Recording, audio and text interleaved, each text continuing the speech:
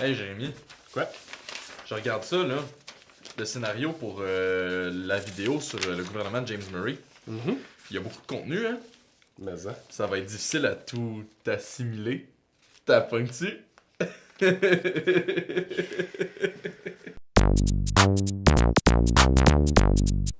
La proclamation royale de 1763 a pour objectif d'organiser l'administration de la province de Québec et d'assimiler les Canadiens à la culture britannique.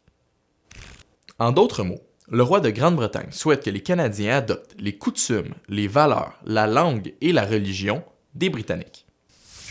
Pour ce faire, le roi envoie des instructions à l'homme qu'il a nommé en tant que premier gouverneur britannique de la province de Québec, James Murray. Les instructions sont multiples et vont toucher à tous les aspects de la vie des Canadiens. Tout d'abord, Murray doit imposer la langue anglaise, qui est devenue la langue officielle de la colonie, à tous les habitants de la province de Québec. De plus, il doit favoriser la construction d'écoles anglophones pour que les enfants des Canadiens soient instruits en anglais. Les lois civiles et criminelles françaises doivent être remplacées par les lois anglaises. De ce fait, les concessions des terres doivent être faites en canton et le régime seigneurial est aboli. Pour obtenir un poste dans l'administration de la colonie, le serment du test doit être prononcé. Pour les Canadiens, ce serment les force à renier la religion catholique, qui est très importante pour eux. Cette mesure va donc éloigner les Canadiens des postes administratifs. De son côté, la religion catholique est tolérée, mais l'arrivée de nouveaux membres du clergé est interdite. La dîme, qui est un impôt payé à l'Église, est quant à elle abolie. De plus, Murray doit contribuer à l'établissement de la religion anglicane dans la province de Québec. Or, dans la réalité, il n'est pas aussi simple pour Murray de mettre en application les instructions du roi. En effet, puisque les Canadiens sont fortement majoritaires dans la colonie, Murray craint qu'une application stricte des lois mène à des tensions entre la population et les autorités britanniques. Ainsi, afin d'assurer l'ordre dans la colonie, Murray décide d'être conciliant envers les Canadiens et de faire certaines concessions. Tout d'abord, les lois civiles françaises sont tolérées lorsque les procès ne concernent que des Canadiens.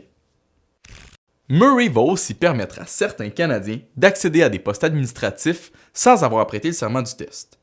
De plus, il va choisir des conseillers britanniques favorables aux Canadiens pour former le Conseil de Québec. Murray acceptera également la nomination d'un nouvel évêque au diocèse de Québec, ce qui assurera la survie de l'Église catholique dans la colonie. Finalement, bien qu'elle soit prévue dans la proclamation royale, Murray décide de ne pas créer de chambre d'assemblée.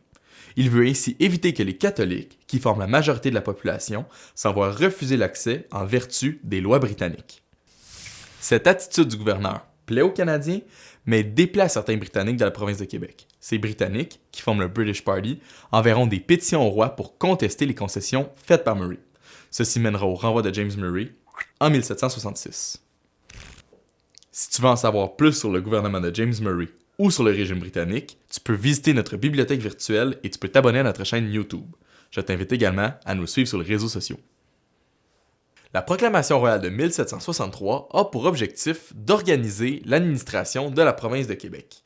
Elle a aussi pour but Voyons! En d'autres mots, le roi de Grande-Bretagne souhaite que les Canadiens adoptent les coutumes, les valeurs, les traditions... Voyons! Pour ce faire, le roi envoie des instructions au...